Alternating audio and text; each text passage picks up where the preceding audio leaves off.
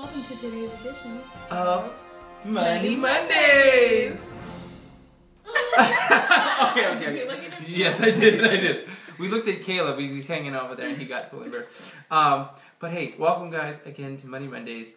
We're having so much fun answering your questions. Mm-hmm. It's been a blessing to us, and hopefully it's been a little bit more eye-opening, or thank you, helped you with a couple of your money questions. So.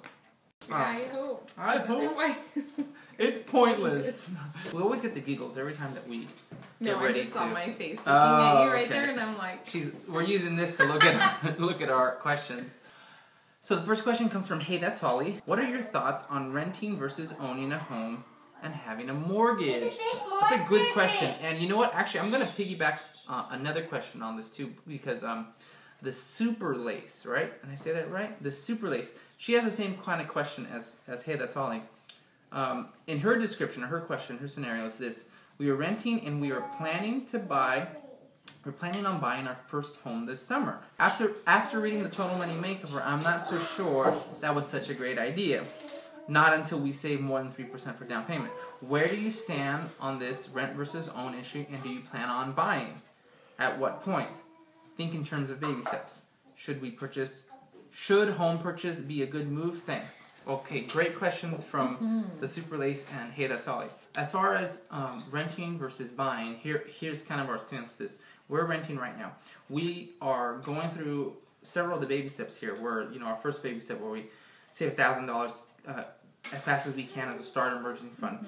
Baby step number 2, which is what we're in right now, which is paying all your debt off as fast as you can, aggressively as you can, using the debt snowball method. Smallest to largest debt, attacking that debt. After we finish the baby step number 2, we go on to baby step number 3, which is going back to that $1,000 that we have saved as our starter emergency fund, and finishing that emergency fund to a fully funded emergency fund. I'm going so fast. A fully funded emergency fund, 3 to 6 months worth of living expenses. We are choosing to do 6 months when we get there. After that is what Dave Ramsey kind of has dubbed baby step number 3B, which is start saving for a down payment. So think about it.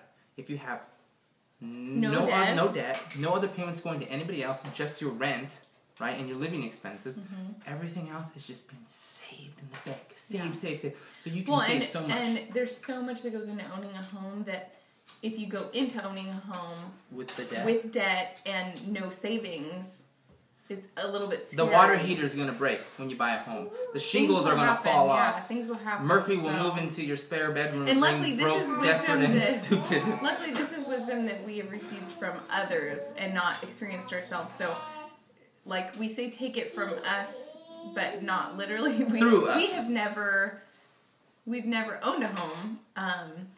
Because we can't afford one. But check this out, guys. But we've learned from other people. And moving into this beautiful home as renters, we have learned that there are so many things that just happen. Oh, I know. We're like, oh my goodness. So we call our landlord, and she's great about fixing stuff.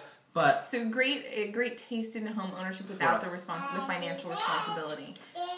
So yeah. So you definitely want to be ready, and that's kind of the way we have thought about it, and the way we're planning about one day buying a home. So hope that helps.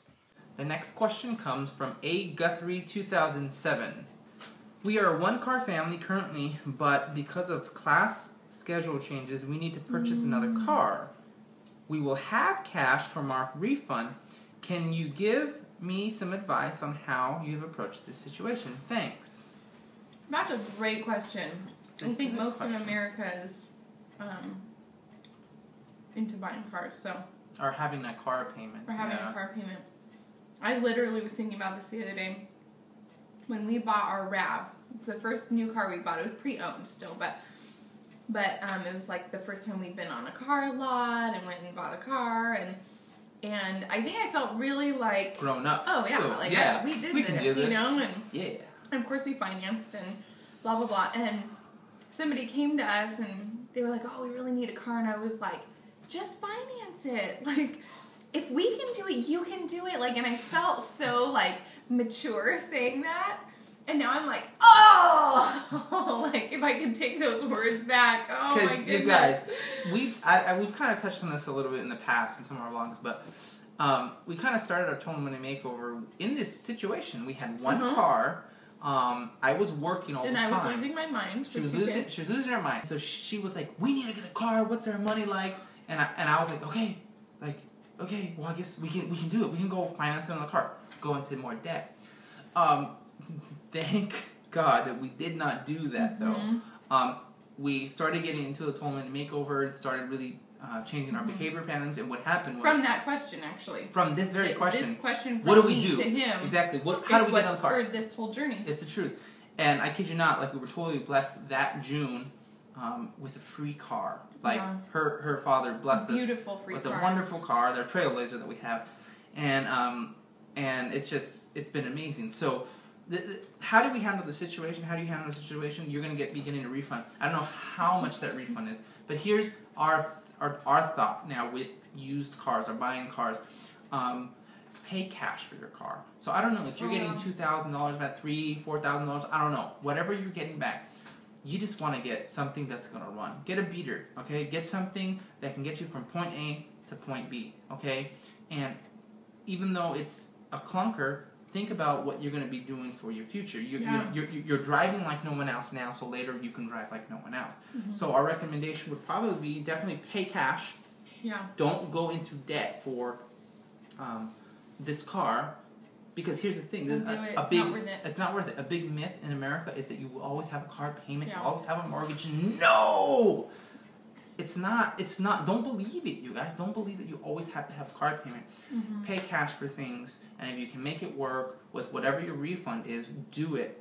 If you need to maybe save a little bit more because your refund's a little less, then do it. You can get a great, reliable car for $2,000 to $4,000. You can do it, and then eventually, as you get out of debt, you can save for a bigger one. In other areas, you can get an even better car for $2,000. It's true. I would recommend looking on Craigslist.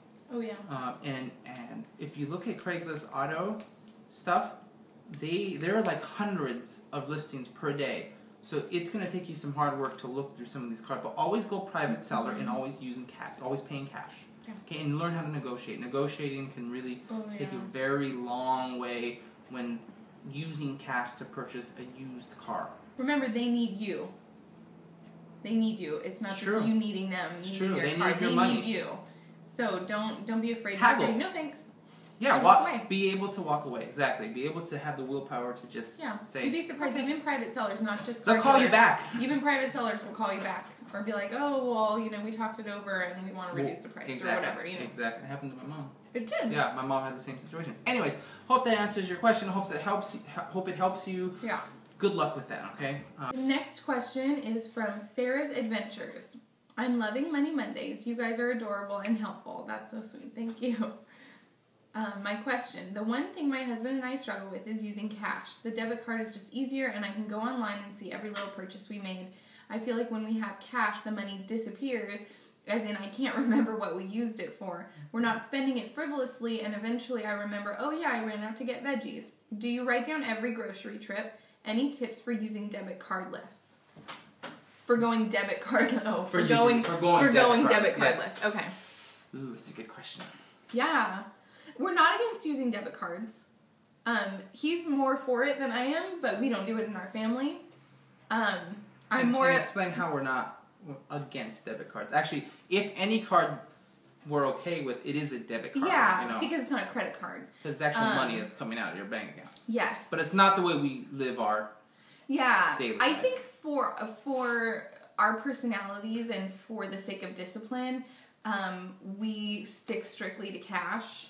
And I think it's more painful to hand over the cash. I think it's way more emotional to hand over the cash than to swipe the card. You really think about it, and therefore you have more quality purchases and more thoughtful purchases. Your planning is way more in depth. That being said, yes, we do write down every single thing, and when we forget, we kick ourselves. Oh, do we kick ourselves? But it's very rare that we forget these days. We've gotten like arguments and just fights because what is this $1 for? Where did it come from? Actually, let me show them. Let's show them real quick. Yeah. Here, okay, this right here. This is like kind of a tie into Judo Bruce. Anna says something about her writing the purchases. Where do you write them, and can you give us some visuals? Yes. So this is for both of you guys. Perfect. Sarah's Adventures Sounds motorcycle. interesting. Judo Bruce and Sarah's Adventures. So. Okay. So these are envelopes, and you can get these. Not just Dave Ramsey does them. No, I think they're lots out of there. other You can make people your do. own. You can make your own. Yeah. I like the Dave Ramsey ones because they're very clear and concise, and they make sense to me. And they're very orderly, which we need. Yeah. So show them really quickly. Okay. So this is the inside. This is one of his systems. He has many systems, but let me just take out one envelope. So this is our food grocery envelope, and you can see here this column. This is one column. There's 4 columns. Okay. So in this column, you write down the date. In this column, you write down where you bought your food. In this column, you write down how much you spent. And in this column, you write down the balance. So you count the money inside of your envelope to make sure that that's what's in there. And subtract guess what what? you just Yeah, purchased. you have to do some math, you guys. You have to get the calculator Which I and subtract $10 from whatever. I do hate the math, but I gotta say it's so satisfying when you've done the math correctly and you've spent wisely, and then you know that it's in there, and you're like, yes, like that's right. And the money, successful. look, the money's in here, guys. So when this money's gone, it's gone. When Benjamin Franklin Ben Franklin. Yeah, when Uncle Ben when Uncle Ben Franklin is gone, right? It's hard because you're like, oh, it's my money. I don't want it to leave, right? When he's gone, it's gone. It's a huge discipline, but it's actually so freeing. And somebody just told me today on Facebook they started a budget and they felt like they were in a prison. And I call it my prison of freedom because you are confined, but it's like this tight little bubble it keeps you in, but it's like, yay, I know what I'm doing with my money, and I feel so good about my purchases. You know, like... Well, it's because you have a plan. It's because we have a plan. We sit down with our monthly budget, and we write out, hey, we're going to spend $500 this month for groceries. Yeah. We're going to put it in an envelope. We're going to spend that money and write down every purchase and tally it. And when the money's gone, the money's gone. Yeah. I don't borrow from another one. The money's gone. Try it, give it a shot. Don't give up on it, okay? Yeah, give yourself 90 days, you guys, okay? Because they usually say that to form a habit takes around 90 days. You do write everything down, and it takes a lot of hard work to establish a discipline, but you can do it. Stick with it. Like we said, habits take 90 days to be formed. And good luck. So I hope that helps you, Sarah's Adventures, and Judo Bruce. You guys. So thank you guys for all your questions. We always love reading your comments. Yeah. Of course, if you haven't... We really hope that we're being helpful. Yeah, tell us if we're not. No, Yeah, don't tell us if we're if not. we're not being helpful, then we should stop doing Money Mondays. Exactly. So hopefully Mondays are as fun as they are for us, for you guys to watch and get your questions answered. Thanks to all of you again who have asked questions. Go check out, we'll put a link below for all the people that ask questions that have a YouTube channel. And also, if you have a question that you want to ask us to answer next week for next week's Money Monday, leave it in the comment box below. It could be questions about life and money, whatever, how we would view such a certain situation or how we would go about deciding on things. Leave us your comments. Thanks again, you guys. Anything else? No. Thank you. Okay, we'll see you guys. Bye.